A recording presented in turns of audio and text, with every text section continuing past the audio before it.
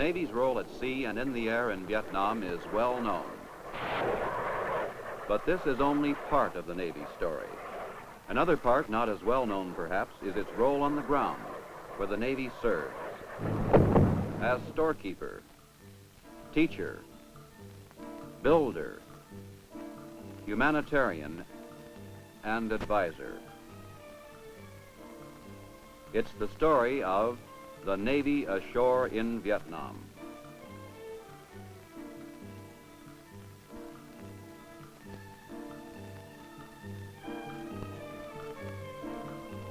Supplies. Thousands of tons of supplies pour into Vietnam each month through its major port, Saigon. Over 90% of all material coming into South Vietnam is brought in by ship. Great demands have been imposed on its port facilities by the continuing military buildup. The needs of the hundreds of thousands of United States and allied forces, and the clothing, food, housing, and medicine needed by the Vietnamese people. The Navy, as storekeeper, has a tremendous responsibility, getting the supplies unloaded and then making sure they get to their destination in time and in the quantity needed. The narrow Saigon River, with its 7½ miles of port facilities, poses a unique problem. One ship sunk within its limited channel could tie up shipping for weeks, perhaps longer. Strict security precautions have been put into effect by the Navy to prevent this from happening. Several attempts to block the river have ended unsuccessfully.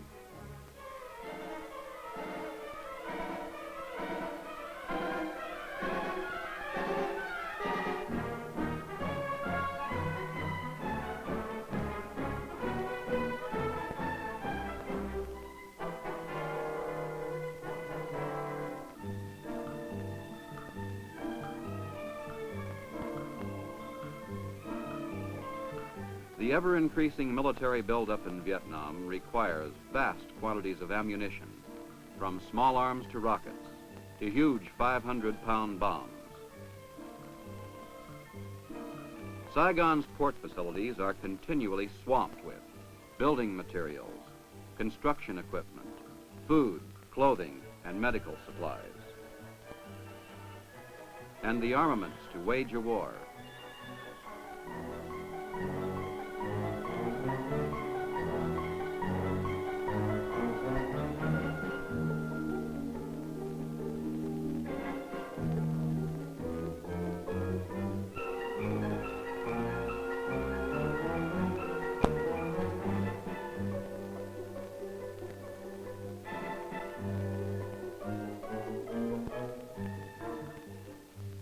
From Saigon to Pleiku, to Chu Lai, to Da Nang, the Navy's builders, the Seabees, are changing the face of Vietnam.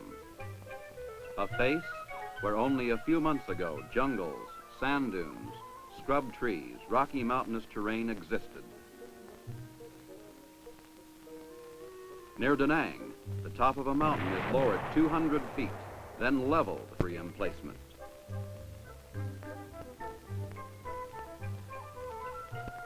New repair shops and barracks, hospitals and schools, bridges, roads and runways, fuel tanks and pipelines, warehouses and hangars, all transforming a countryside of small villages and sleepy fishing hamlets into bustling centers of activity.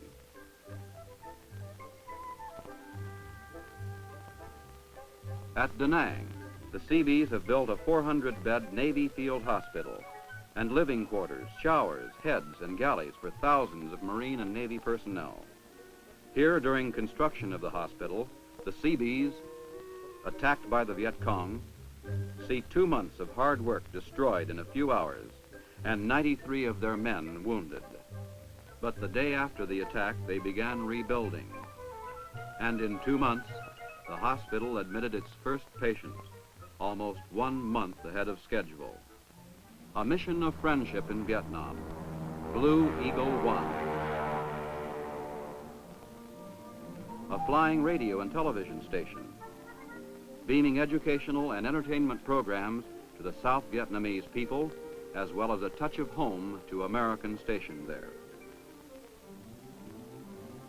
A Navy Super Connie. Another way the Navy ashore is teaching and helping the people of South Vietnam. There are other missions of friendship also. The Navy's humanitarians, its doctors, are giving of their time and of themselves unselfishly, ministering to the Vietnamese who are sick and injured.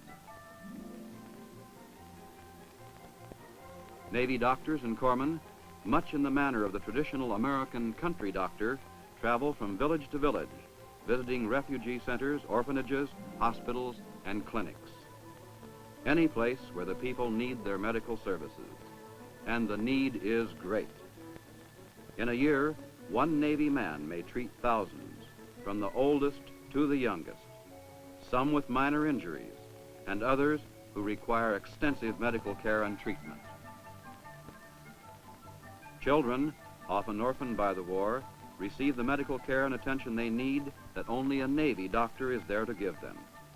A helping hand to the people of South Vietnam from the Navy's highly trained medical teams.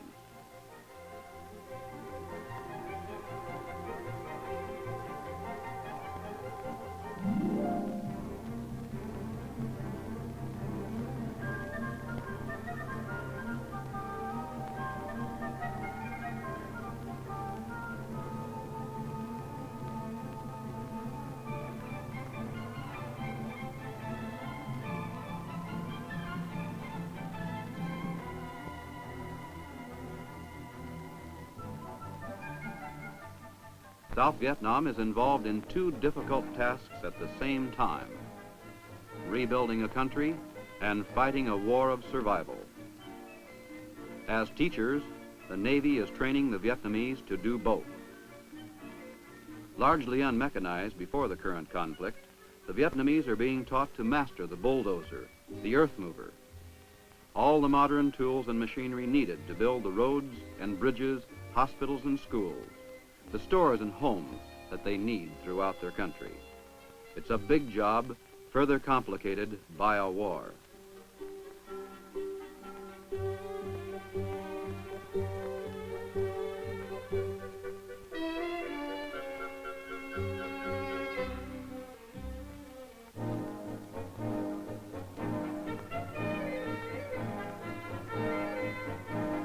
Of course, before this construction can be done on a larger scale, the enemy must first be driven from the land. Again, as teachers ashore, the Navy trains a large number of the more than 10,000 men the South Vietnamese recruit into their armed forces each month. Men to win the countryside back from the Viet Cong.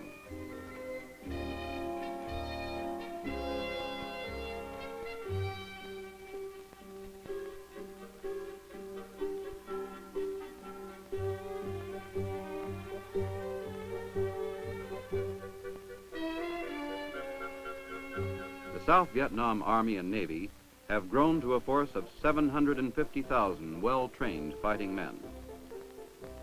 Thousands of these men are serving with the RAGs, South Vietnam's river assault groups.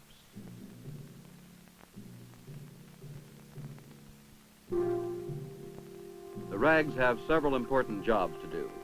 One of them is to get South Vietnam Army units to Viet Cong troop concentration points along the more than 2,000 miles of rivers and canals that wind their way through the Mekong Delta region south of Saigon. And once they get them there, drive the enemy out. On each RAG patrol, there are U.S. Navy advisors. They're aboard to teach, offer assistance, and to act as liaison between the U.S. and Vietnamese armed forces if an airstrike or a medical evacuation is needed. The RAGs also provide logistic and gunfire support, furnish patrol escort, and minesweep these long stretches of inland waterways. And if the Viet Cong attempt to use the waterways to move their supplies and reinforcements, the RAGs are there to stop them. When a Viet Cong hideout is suspected or located along the banks, Vietnamese rangers are put ashore to move inland in a search and destroy operation. An effective way of keeping the inland waterways open to get the men and supplies to where they're needed throughout South Vietnam. In many other areas of Vietnam, the United States Marines are engaged in fierce combat operations. And as in every battle, there are casualties. The Navy Corpsman, another humanitarian, is there when a man falls. In combat, the Navy Corpsman is the first link in a life-saving struggle, a link that extends from deep in the jungle back to the major medical centers in the United States. With skill and courage, the corpsman gives aid and comfort to the wounded man before he's evacuated from the battle zone. Many of these wounded are flown out by helicopter to the Repose, a Navy hospital afloat.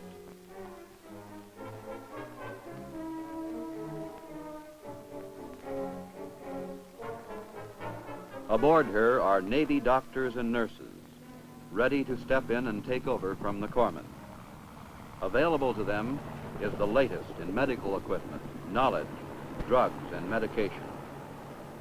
The Repose has treated and cared for thousands of wounded men in the short time she has been on station in the waters of the South China Sea. In a 5-month period, over 1,400 wounded men received treatment aboard the huge hospital ship.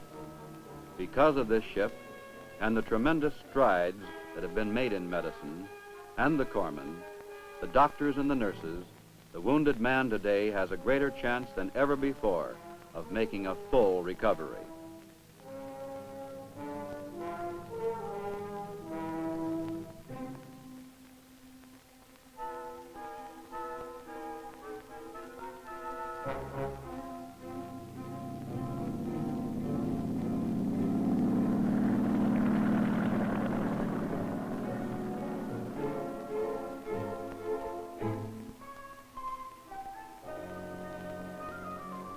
This, then, is the other side of the Navy story in Vietnam. A side all too often drowned out by the roar of a jet.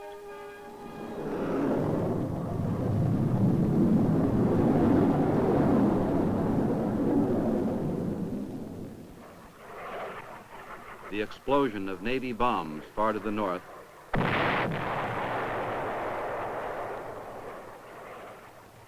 and the sound of big guns never far away when needed.